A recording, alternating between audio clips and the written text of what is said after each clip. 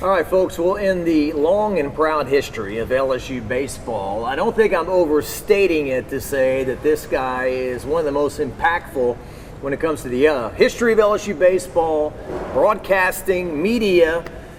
Jumbo, Ronnie Rantz, of course, started Jumbo Sports back in the day. Thanks for joining us. Thank you, Jacques. Good to be here, man. I've been watching these for like a couple years now. Now I'm made it big time on Jacques Talk. Well, it's a perfect time to have you as we're entering that junction of the year where the intensity, it's cliche, the heat is rising outside and the heat around LSU baseball and the pressure is rising as well. We're going to talk about the Rougarou with Ronnie as well, but so you've played almost 60 games to this point, and they all mean something in terms of your national seed and positioning and getting a team ready. But from this point forward, this is what really defines, okay, did we have a good year, a great year, or not?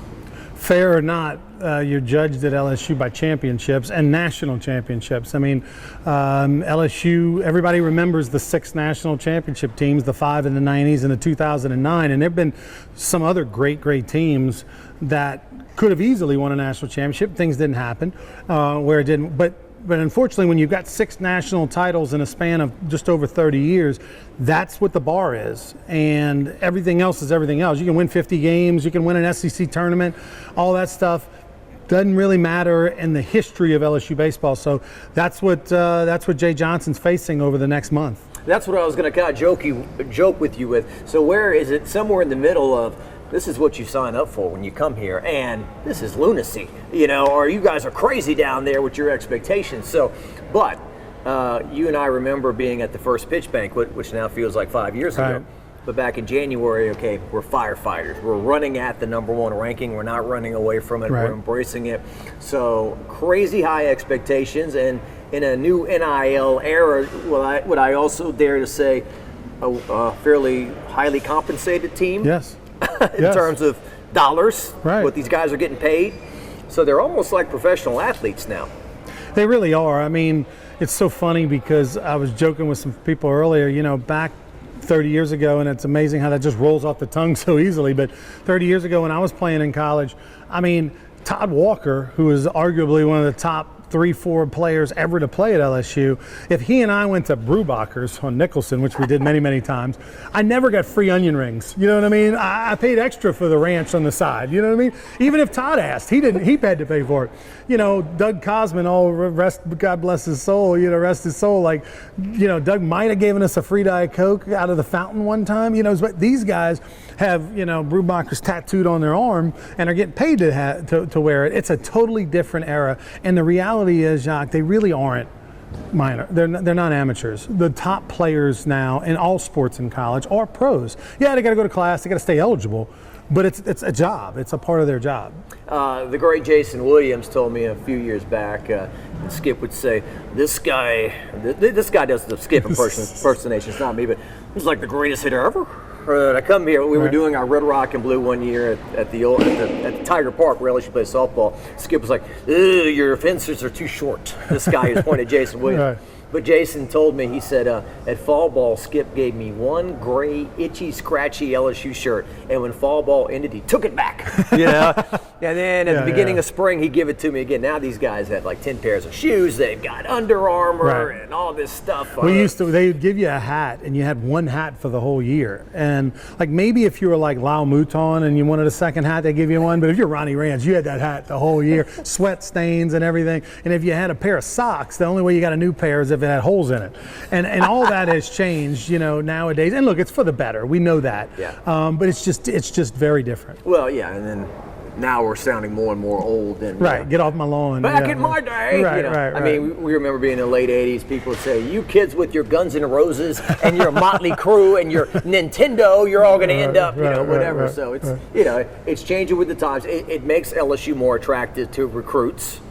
But the whole, I would die to be on that field and I would die to play for Skip Bertman. It's almost like, I don't want to say that I'm doing you a favor by being here, but it kind of takes that on a little bit. It's a catch-22. It makes Jay Johnson's job, you think, easier because you can just go get the best players. I mean, you're LSU that recruits itself, and then you've got this great NIL team, built around them to go get the players. And who wouldn't want to play with the #1 stadium in the country? So that part's easy, but then the hard part is picking right. You got to pick. You got to have that balance of the hardcore blue collar player who grew up in Louisiana, wanting to be an LSU player like a Dugas. Or a Guidry from Barb, that knows the history of LSU baseball and this is their dream, combined with a Tommy White who told me point blank, I didn't really know much about LSU coming out of high school. Like I knew it was a good SEC program. That's really all he knew. And so because it does matter, because it might make this much of a difference, but it does make a difference if a guy is passionate about his school, passionate about playing for the Tigers. Yeah, and I talked to an SEC coach at the SEC tournament, and he talked about the draft too and how that impacts things. And critics say, well, what's your backup plan? He said, there is no backup plan, to an extent, right? I mean, you try to get the best players you can. So let's talk about so LSU moving forward here. They get a regional in which, look, I know it's a sport where teams can get hot at the right time, but I can't remember a team that was 15-40 that got hot and got to the tournament like Tulane did. Right. LSU's first opponent, they'll play 2 o'clock in the afternoon on Friday, and so the journey begins. It's really an unbelievable story. The most losses of any team in the tournament this year, 40 losses. I mean, it's almost like they reversed the win-loss record on the graphics. Like you think, that's got to be wrong. No, they are 19-40. But here's the scary thing: is that a lot of these players from Tulane, and first off, they played against LSU early this year. A couple of their players are former Rougarou players that start for them, and some of them are from the state of Louisiana. So they're not crazy intimidated by the fact that LSU's across their chest. They're familiar with LSU because they played them already. They're familiar with the state of Louisiana. Tulane's going to have a lot of people that at the game. They're going to find their way in on the secondary market for tickets. And so this is a scary opponent because, as a 4 seed at home, as a number 5 national seed, you would think they would be playing maybe a SWAC opponent or something like that, a Prairie View A&M, which would be a totally different opponent than a Tulane who are they as good as are they as bad as their 19 wins or are they as good as what they did last week when they went and beat East Carolina and won the the Atlantic American Athletic Conference? So I think they're somewhere in the middle, and that makes them a scary team. And I think LSU has to treat them as if they were playing like maybe a McNeese or a Sam Houston or something like that. Yeah, and obviously the Tulane guys have the chip on their shoulder. You didn't want me at LSU or whatnot, and that's the kind of thing they make T-shirts of, and right. Put it on a billboard. If they've got nothing to lose. I mean, Tulane's coming in there with no pressure. I mean, there's zero pressure. I mean, if they could beat by 40, who cares? But if they can be there in the 8th inning in a 1-run game, the pressure's on LSU. It's not on Tulane. Yeah. Once again, I mean, for months they've been told how terrible they are, and having a historically bad season hit Tulane. We go back to the early 2000s when Rick Jones went to the World Series twice, right? And there were some people talking about they were the new program coming on and they were going to surpass LSU. They beat him in Skip's last Super Regional. Obviously, it didn't pan out that way. But and then in that first game, it's the old, okay, you've got Paul Skenes, and do you punt him to game 2? And then in game 1, if you do punt Paul Skenes, do you go with Thatcher Hurd or do you go with Ty Floyd? I would definitely punt Paul Skenes to game 2 to face the winner, of course, of Sam Houston and Oregon State. The question to me is whether you go Thatcher Hurd or Ty Floyd. And personally, I would go Ty Floyd because, I just don't think LSU's in a situation, nor has Thatcher Hurd done enough throughout the year to where you can totally trust him or really feel like you know what you're going to get within a good reason. Now, he's been trending in the right direction, and Agenhausen has as well, and Cooper has as well. They've been trending in the better direction over the last few weeks. But I think you go out there, you throw Ty Floyd. He's been very good lately. He's been good all year. He's undefeated. Like, go get that win, and maybe you get lucky and Ty Floyd can come out of the game after 4 or 5 innings if you've got a sizable lead. And that way you could bring him back on Monday if you needed to. But I wouldn't mess around. I would go get that win. Yeah. And you and I were talking about it after LSU bowed out of the SEC tournament. Just because you did something well in Hoover doesn't mean you're going to do it the next time out. You keep your fingers crossed. Now, Jay Johnson has said that Thatcher Hurd, I don't know what he said, 7 out of his last outing, 8 outings, he's done a really good job. Now, maybe some fans have a different definition of what great was. I think he included the Georgia game in there, in which LSU had a 5-3 lead going into the bottom of the ninth. He gives up 2 solo home runs. LSU wins the game in extra innings. But, so yeah, he's coming from UCLA, and you just wonder about the pressure of stepping out in front of 10,000, 11,000 people on a hot afternoon at the box. And Ty has been there before to an extent. Right. Yeah, third year and has pitched on the road and in some big moments. So definitely the trust factor. It's just whether or not LSU in the scouting report, and then obviously they played Tulane, but they're a different Tulane team. They're not the same team they played a month or so ago. Yeah. Is what do they feel like he's the right matchup? Do you think like Thatcher Hurd, what he brings to the table with that 95-mile-an-hour fastball and a power cutter? Is that a good matchup against Tulane, what they're doing offensively now, not what they did a month ago? And you got Oregon State in this regional too, which I think they're the only team since 2006, program I should say, that's won 3 national championships. Ronnie and I both like music. There's this saying, band versus brand. Right, you can fool people and put the band logo up and say, hey, Foreigner's coming, and there's not an original member in the band, and so maybe it's good or it's not. Right. I don't know. But so. By the way, they were good. I saw them at Endymion. Yeah, it was Endymion this year. They opened up for lead singer from Hootie and the Blowfish, Darius Rucker. And Foreigner was amazing, by the way. The dudes were in like their 70s. Didn't matter. They freaking killed it. Foreigner, not one original member in the band. I think Mick Jones is the guitarist. He comes out every now and then. Yeah, he wasn't there that night. They're smart enough that the replacements are the same age, kind of as the first guys. Right. You got some 25-year-old coming out singing Foreigner songs. Right. That's a giveaway. But anyway, so Oregon State's got the name brand. But I mean, they got 39-18 record. They've won a lot more games down the stretch than they've lost. I mean, I don't relax if LSU's playing Oregon State either. Well, because here's the thing is that even though this is not your daddy's Oregon State or your brother's Oregon State, they still have that brand across the chest, which means something to those players, right? They put on that uniform and they feel empowered. It's just like LSU. You play for LSU, you put on that uniform, you're no longer a Delgado Dolphin or an LSU Eunice player. You're an LSU Tiger in it, and you feel like, hey, I belong. And so those guys feel that same way. And by the way, those LSU players, they look across, they respect their opponent. So you cannot take Oregon State or Sam Houston, for that matter, who was in a super regional under Matt Deggs in 2017 at Florida State. I mean, Sam Houston did. You can't take either one of those teams lightly, because when Paul Skenes, we assume, is going to pitch, when he's pitching, he's got to go get it, and he's got to go get 7 or 8 innings so that he can save that bullpen. So the first game is the most important. And then Paul Skenes, we trust. I mean, I got 95% trust in him that he's going to go get it done. And then you just have to win one of your next 2 with whoever else is available. Yeah, you got to trust Paul Skenes. At the same time, it's not great to see that in his last start he had his worst start of the year. But that might be a good thing, because, look, Ben McDonald, as great as he was, has one of the highest ERA of any LSU starter ever in Omaha that made like 2 or more starts. And so nobody's perfect all the time. I mean, you're talking about the greatest ever to do it, and he struggled at times with the blister and different things. So Paul Skenes is going to have one. He's going to have one. He's going to have a bad one. We got it out of the way. He's not going to have 2. He's not going to have 2 back-to-back, I can assure you. Well, Paul Skenes, just like Dylan Cruz and this entire team, has at times been measured against maybe the unreachable star and expectations that are ridiculous. I mean, when Dylan Cruz was batting .550 or whatever, I mean, that's reality, but it's not, And so now he's down to .420 or whatever the case may be.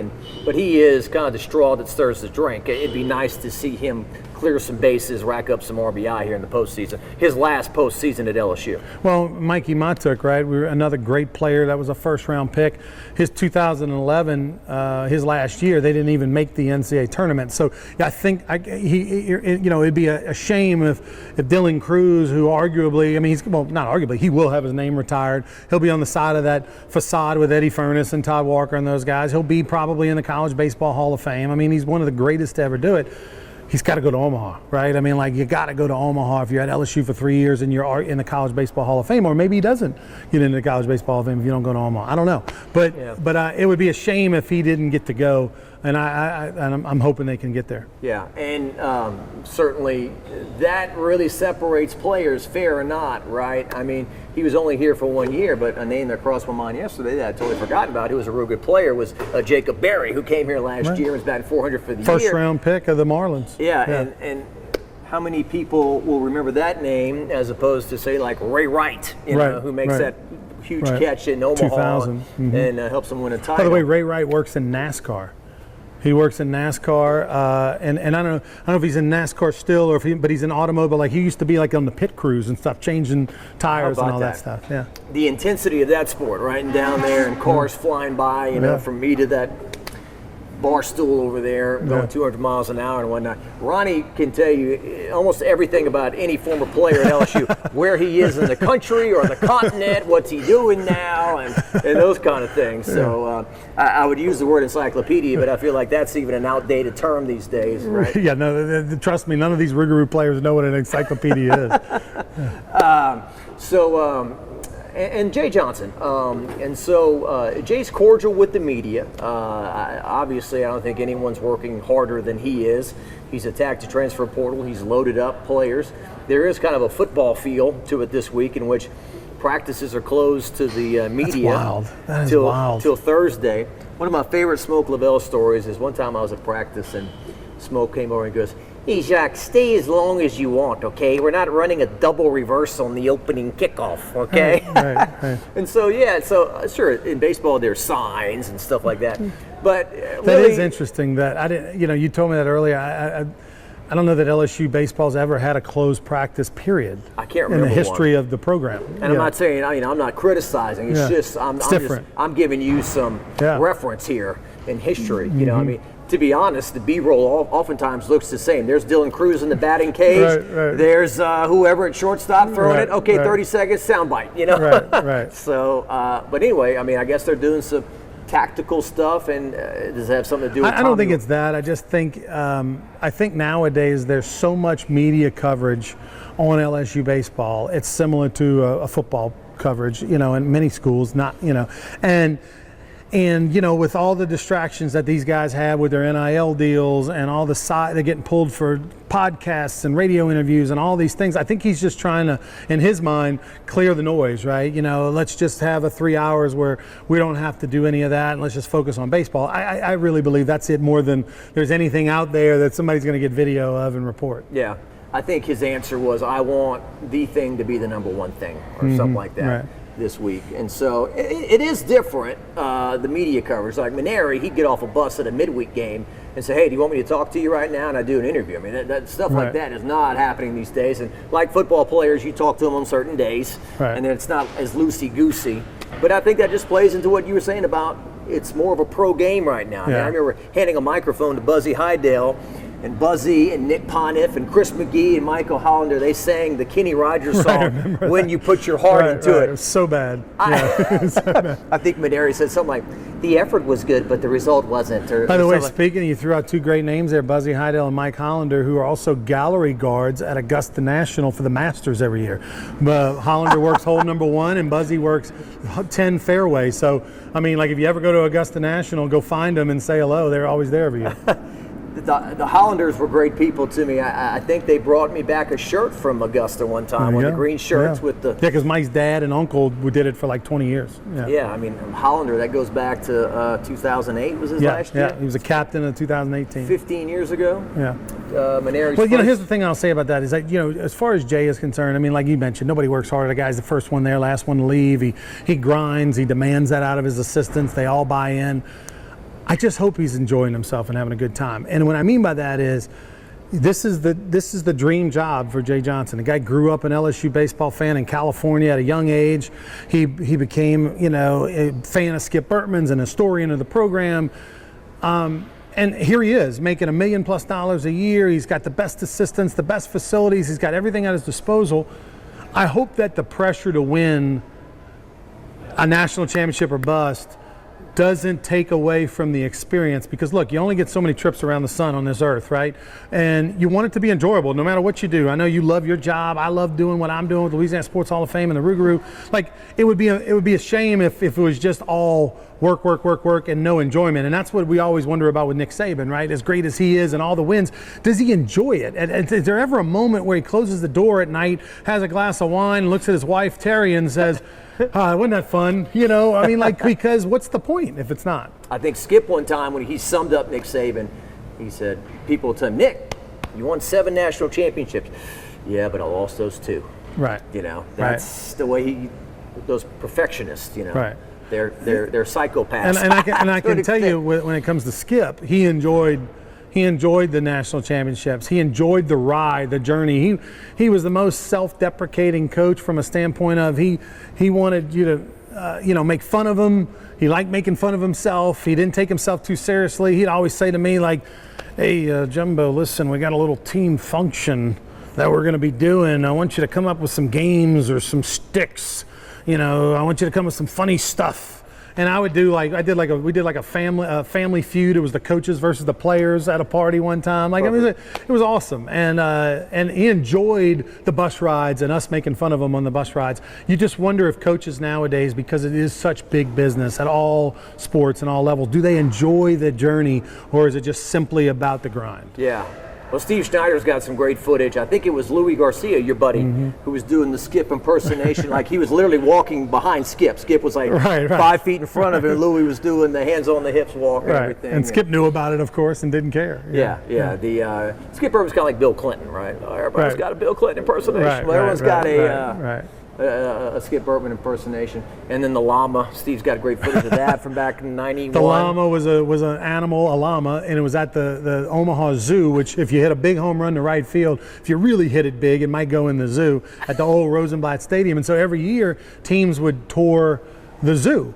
And one year in 1990, they toured the zoo. The llama spit on a guy and all that, and it became like the mascot and the whole deal. Then they playfully worshiped the llama. Yeah, well, in 1991, we brought a llama to an LSU game. Like, I don't know where they got the llama, where there's a llama farm. I don't know if they have a llama at the Baton Rouge Zoo. Don't know. But somehow we're at a game, and before the game, they brought the llama out, and we took a photo with the llama. We had llama T-shirts. I don't even know how this all happened, but it was unbelievable. They're not friendly. Llamas. No, they're not. They were pretty salty. You remember in the '90s when those emu birds got popular? Yeah. Everyone was buying emus, and they just went bust, and they were just these ugly birds that were mean. And big ostrich-looking things. Exactly, ostrich. All right, so Jay Johnson and everybody, and 100 out of 100 times, if you can host a regional or super regional at the box, you take it. And you hope on the positive end of things, Oregon State and people like that, the humidity, the crowd noise, that it just buries them. Right. On the other hand, if it's the bottom of the 8th and the Tigers are down 2 runs and you're envisioning all those people, I'm saying kind of tongue-in-cheek, with the pitchforks ready to come after you if you don't come through, right? There's the pressure of playing at home as well, whether it's this weekend or perhaps next weekend against the Kentucky in a super if they both make it out. Yeah, I mean, the positive completely outweighs the negative, but the box isn't what it used to be. And what I mean by that is, it's when they moved to the new box in 2009, it doesn't have that same intimidating presence that the old one had, because it's so much bigger. The old one was 7,000, this one's 11,000. The old one was literally right on top of you, and this one it's more spacious, and there's the suites and the good food. And remember, they had sushi the first few years. They used to sell sushi in the club. Hello Sushi. They don't do that anymore. But the point is that, like, it's more comfortable, and people are further away, and it's different. The old box, you had general admission seating. You're wearing shorts. Your thighs are touching some stranger's thighs, and it's 100 degrees, and you're sweating on each other. And you didn't have sushi, and you had a bathroom portalette thing, and you were there for baseball. Now it's more relaxing, and so what I mean by that is it's not as intimidating. And Coastal Carolina came in here and won. Stony Brook came in here and won. Houston came.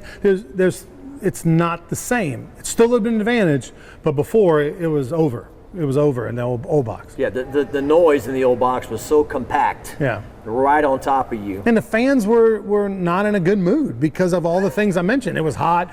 The strangers, next to me's legs are touching mine. And so the visitors, the visiting pitchers used to tell me how brutal it was down in the bullpen where they warmed up down the left field line. Like, it was nasty, things they said to them and all that. Now, our guys are giving them po' boys and, high-fiving them and, hey, where are you from? It's like a country club atmosphere down there. Where before it was like you didn't want to be the guy warming up in the 8th inning at the old Alex Box Stadium because you were going to get your feelings hurt. Or you had a bad neck the next day because down the lines you had to turn because the stands weren't curved towards home plate. You had to literally at a 90-degree angle be watching the game in that manner. Those are the things that they improved. And these are things that Bill Franquez, could talk on and on about. Charles Hannogrove used to joke about it was an animal refuge there, right? There were cats, dogs, squirrels, possums, all these animals in the old box, a real special place. Every now and then you'd like to click your heels, go back in time and watch one more game there. I'd say the most memorable time, there's so many games, but the most memorable one for me as a player was we played Mississippi State in 1993, I believe. We had to beat them twice that weekend to win the SEC championship, and we did. They had so many, and that was back when you played a doubleheader on Saturday and a single game on Sunday. That's how they did it back then. They didn't go to 3-game series till like maybe a year or two after mid-90s. And they had so many fans that they literally let the fans sit on the field. So inside the fence, down the left and right field line, they had 3 rows of fans sitting, on their knees or Indian style or whatever, and they let the fans come in, they put them down on the ground, and then they took a chalk and they chalked them in, and so if a ball went in the fans, it was a foul ball. You're never going to ever see that again. And the bullpen's right there too, right? Well, the bullpen was tucked behind. The old bullpen was actually out behind the bleachers. But I can remember Joe Dean, the athletic director, standing out there with his hands on his hip, waving in fans and pointing them down the line to go sit. Because he's going cha-ching, that's another 10, that's another 10. As the AD. But it's just very different these days. All right, home stretch, back to the present, a few more things. So Tommy White, we keep our fingers crossed. He's a nation leader in RBI. He certainly, anybody who questioned if he could hit in the SEC, certainly he has proven he can, and did not play last week in the loss to A&M at the SEC tournament. The way Jay answered and the reasoning he gave, some people were scratching their heads, but hey, look, I'm not going to dig into it too hard. I'm just going to let it be, and we'll see what happens. Yeah, look, things happen. Guys, coaches make examples of players and say, hey, why don't you sit this one out? It's a different world, the reports are that he might have popped off and said something inappropriate about one of his teammates or something about their play, and it was too loud, coach heard it, whatever, and hey, we're going to sit you down and make an example. Nothing to talk about here, not a big deal. He's an unbelievable player. One of the best hitters I've ever seen. And what I mean by that is because look at his at-bats, how he changes from pitch to pitch. Sometimes he'll look so bad on a pitch, swing, he'll be fly open, he'll try to hit a home run, he'll pull off a baseball and get fooled completely. And then the next pitch, that same pitch, maybe even better, he makes an adjustment, goes down, hits it the other way. The guy is special. He was born to hit. And if he's healthy and does what he's supposed to do, he'll be a top, 10 pick next year in the draft. That Mississippi State game on Friday, I look up and I'm like, man, Tommy White hits a home run right here. This game is over, 10-run rule, and he just smashes the thing over the wall like it's slow pitch softball, And so he's a violent hitter. The way he swings and connects is he looks like a 30-year-old slow pitch softball hitter. But, the guy, first off, he doesn't look 20 years old or whatever he is. He looks much older.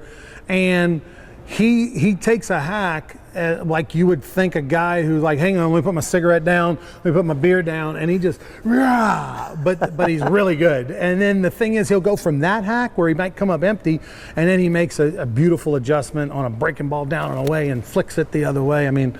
He's a major league hitter. He does it different than Dylan Cruz, a different approach, but he'll play in the big leagues a long time. He's got the Leonard Fournette thing going on where he's a college student, and you're like, man, he looks a lot older than that. A couple more things, and I think one of the Jay Johnson's biggest job, one of his biggest jobs, which has nothing to do maybe with winning and losing, but in today's social media climate with Twitter and all this, and the saying now, threw me under the bus and all that. But Skip could talk about a game and say, okay, we gave up a home run in the 8th inning, and that cost us. Now it's, oh, he threw you under the bus by talking about that. Well, that's what happened. But I think Jay does a pretty good job. What he's telling them behind the scenes and what he's telling these cameras are obviously two different things. But I do think that's a big deal with coaches now. They're constantly dancing around landmines in terms of the sound bites they give and how that's going to get blown up somewhere. Yeah, everybody's a little thin. I can tell you, Wes Johnson, the pitching coach for LSU, he tells it like it is. Now, the thing that he does so well is he might get on them in that moment and that night, but then the next day, he's all right, let me come up, let's show you the plan. I watched some video. Here's how we're going to fix this. And he makes those guys feel invincible the next day and can't wait to get back out there in the mound. So he tears them down, but he builds them back up, which is the sign of a great coach. And I think absolutely you're right, Jacques, is that off behind closed doors, it's different kinds of conversations than what he says to the media. It's all PC. Everybody's PC to the media. It's almost to the point now where they're almost going to put out press releases and not even have press conferences, because what's the point? Yeah. They don't ever say anything anyway. But you're right. And look, you're right. Everybody's more sensitive because, mom and dad, if they're in the stands and they've gotten text messages sent to them from their, person at work or whatever, well, I heard, it takes on a life of its own. They can immediately watch it on their phone after the game, as opposed to your days where there might be a 30-minute. You talked to Dave Mormon, and then he wrote a little something and used like 3 quotes. Right. From or a there's a 20-second soundbite on Channel 9 or the local station, right. And it's done. And I heard you talking to Todd Walker. Y'all were coming up with. You thought that 19 innings were needed out of Skenes, Hurd, and Floyd. Right. Some combination of 19 innings, and then you'd come up. Look. No offense to anybody, but you'd come up with about eight guys that LSU could pitch maybe from this point forward. Yeah, so. Obviously you'd love Skenes to be able to, he's going to be around 110 pitches, not going to go over 120 is where they're going to keep him, and same really for Floyd. So with that said, you hope that you can get 7 or 8 out of Skenes, and you hope they can get 6 or 7 out of Floyd. So if that can land at 14 and then you can get 5 out of Hurd, that gets you to 19. Doesn't really matter how you get to that 19. It could be, a little differently, but you need 19 out of those 3 guys.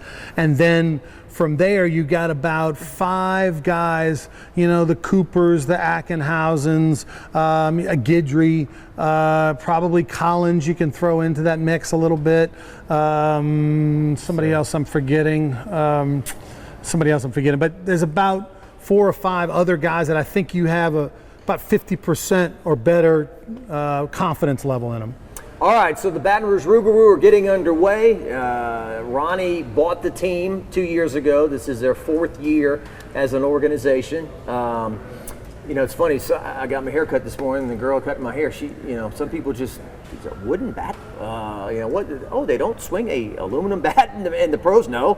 Right. You don't even notice. Yeah. Some people, some don't notice that kind of thing. But so it's a wooden bat league with players that are in college right now to kind of fine-tune their skills during the summer and stay active and improve. Most people are familiar with the Cape Cod League, which is the premier baseball, summer college baseball league in the country. I played. We won a championship with the Chatham A's when I was there in 1992, and that league's been around for 70 years, 80 years, whatever. And there's literally almost 30 leagues around the country now. The Alaska League, that we're in the Texas Collegiate League, which is, I think this is our 16th year in existence. The Savannah Bananas originally were a summer college baseball team in the Coastal League. So all the guys that we have playing for us are guys that are in college and have eligibility remaining, and that's the only criteria. They have to be in college and have eligibility remaining. And most players in the summer, unless they're hurt or they threw too much or did something, they go play summer college baseball. The good players go play. And so we're one of those teams in year 2 and excited. We start May 30th and go through. We've got 24 home games between May 30th and July 24th. Is our last home game. So we get 24 games. We host the All-Star game at Alex Box Stadium on July 5th for the Texas Collegiate League. And then we'll have playoffs the first week of August. Many of you have been to football games at Memorial Stadium, and Pete Goolsby right by the state capitol, right next door to it. And, they hope they win every game, but really it's more about going out, having a beer or two. The kids can run around in different spots, have a good time. There's places to cool off. It's minor league baseball. It's what you would expect. There's as much going on off the field as there is on the field. I mean, that's really what it is. It's minor league baseball, but with college players. Yeah, Alabama Cheap Seats, great song, right. that we hear at the box all the time.